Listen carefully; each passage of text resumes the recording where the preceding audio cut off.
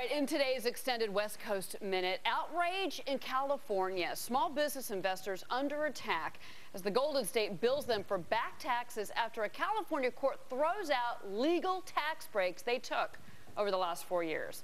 Joining us now, small business owner and advocate Rob Basso from Advantage Payroll Services. All right, 1993 state law. This is what they were legally doing here. You would get a tax break if you invested in a company that had gross assets less than $50 million. You know, your cap gains was cut in half. It was a bonus getting people to invest in California companies. Now they're saying, forget it.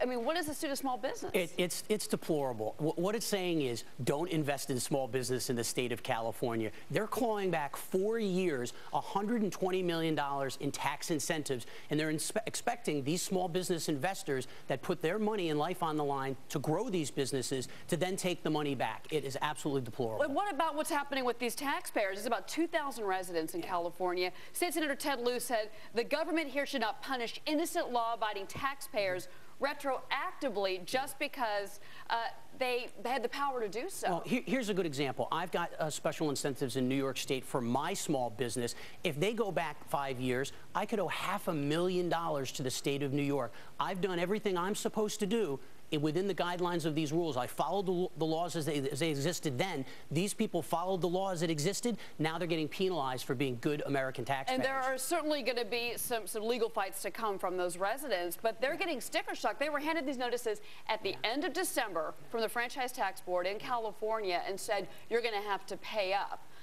Any chance do you think that this goes back to the courts, defends the small business investor and owner? It's possible. In 2000, there was a lawsuit brought. The U.S. Supreme Court actually ruled one of the tax laws that were actually passed in the state of California as unconstitutional, and basically said, okay, you can't write off interest expense that's out-of-state income. Now, they went back and they said, okay, well, we're just going to change the rule. California could go back. The FTB could actually go back and actually make this change and make sure that these people don't have to pay the taxes. Absolutely possible for them to do it. And we should say here that the only reason they can go back 4 years is because you can only go back and audit somebody for 4 years. Oh, if they could go back farther, they absolutely would. Yeah, but they can't, and that's luckily they've got the law on their side. Now, the U.S. Supreme Court could step in to all of this. I mean, we should say that the California court said it is unconstitutional for the state legislature in California to agree to let these breaks happen.